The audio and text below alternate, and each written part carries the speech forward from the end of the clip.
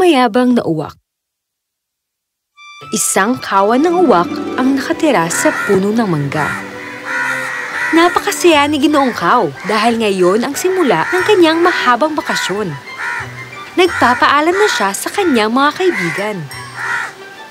Baunin mo! Mango pie para sa'yo, Cow! Maraming salamat, Koning! Tanggapin mo rin itong mga piraso ng sanga at dagda para kahit saan ka mapadpad, makagawa ka ng sanga. Salamat, Koto! Lagi kita maalala! Lahat kayo! Sa wakas, lumipad na nga siya, pit-pit ang mga pabaon ng kanyang matalik na kaibigan. Lumipad si Ginoong Cow sa ibabaw ng mga bundok at mga ilog. Dumaan din siya sa iba't ibang lungsod. Ito ang kauna-unahan niyang makita ang mundo. Nakarinig siya ng malakas na kulog at kidlat. Mukhang may paparating na malakas na bagyo. Kaya naman, naghanap siya ng masisilungan. Siguro dito mo na ako mamamalagi ngayong gabi. Hindi magandang idea upang magpatuloy. Matutulog na sana siya. Biglang may narinig siyang kakaibang tunog. Sumilip siya sa halamanan para malaman kung saan ito nanggagaling. Mukhang uulan na! Yay! Anong klaseng mga nilalang ang mga iyan? Lumilipad siya? Ibon rin kaya sila? Pero napaka-elegante nila! Unang beses makakita ng mga pabo ng uwak na si Cow.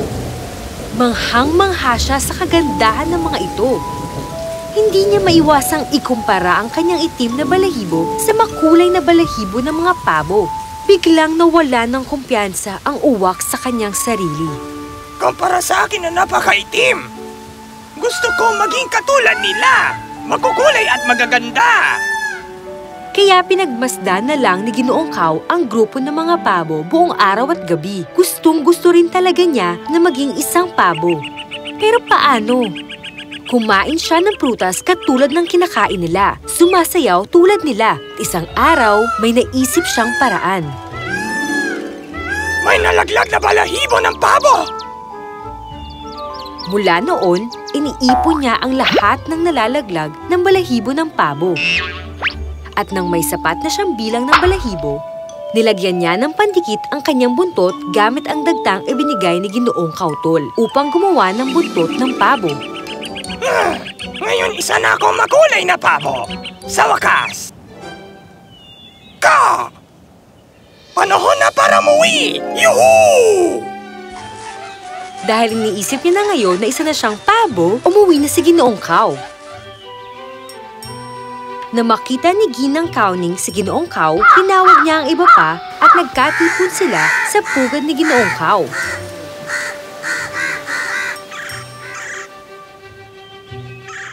Maligayang pagbabalik, Ginoong Cow! Kamusta ang bakasyon? Gustong-gusto ko na naming makita! Napakaganda ng bakasyon ko! Salamat! Pero simula ngayon, hindi na ako maitim na uwak! Isa na akong makulay na pabo! Pero isa ka ring uwak! Paano mo nasasabi ang mga yan? Dala ko pala yung mango pie. Salamat! Pero dahil isa na akong pabo, ang tanging kakainin ko lang ay berry. Hindi nagustuhan ng mga uwak ang inasta ni Ginoong Cow. Kaya naman iniwan nila ito. Pero, hindi pa rin natuto si Ginoong Cow. Isang araw, nakapagpasya na rin siya. Oh, mga pangit na uwak! Hindi ako nararapat kasama ninyo. Ang lugar ko ay kasama ng makukulay na pabo. At umalis nga si Ginoong Cow para manirahan kasama ang mga pabo.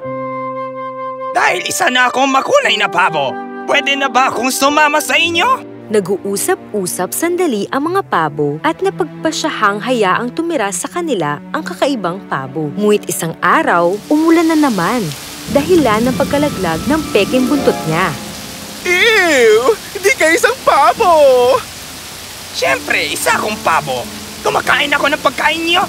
At meron pa nga akong makukulay na balahibo tulad niyo. Balahibo tulad namin? Isa kang uwak! Naku, hindi! Napakaganda ng iyong makikintab na itim na balahibo! Ano? Manghang-mangha ang mga pabo sa kagandahan ng itim na balahibo ng uwak. Hindi makapaniwala ang uwak. Kahanga-hanga ang iyong itim na balahibo! Nakakalipad pa kayo ng mataas sa kalangitan! Hindi nga kami makalipad ng matagal dahil sa mahahabang bundok. Sana nga makalipad din kami katulad ninyo. Pero ikaw, iniwan mo ang pamilya at mga kaibigan mong uwak at pumunta ka rito para lang maging pabong katulad namin? Nakakahiya ka! Umuwi ka na! Magpakatotoo ka! Sa wakas, naintindihan rin ni Ginoong Cow ang kanyang pagkakamali at umuwi sa kanilang tahanan. Kamusta, Ginang Conning? Alam kong galit ka sa akin at naiintindihan ko yon. Sinubukan kong maging kakaiba, pero nawala naman ng pamilya at kaibigan ko. Ay, patawarin mo ko. Baka gusto mo ng mango pie? Oo naman, siyempre. Sawa na ako sa kinakain ng mga pabo na berry lalang palagi. Patawarin niyo ko. Isa akong uwak. At kahit ano man ang mangyari, mananatili akong isang uwak. Maligayang pagbabalik! Hindi natin dapat gayahin ng iba ang kanilang pagkain at pamumuhay. Dahil magkakaiba tayo, ang pinakamainam na gawin ay ang maging masaya kung sino ka man. Dahil bawat isa sa atin ay nilikhang espesyal at may kanya-kanyang katangian na wala sa iba.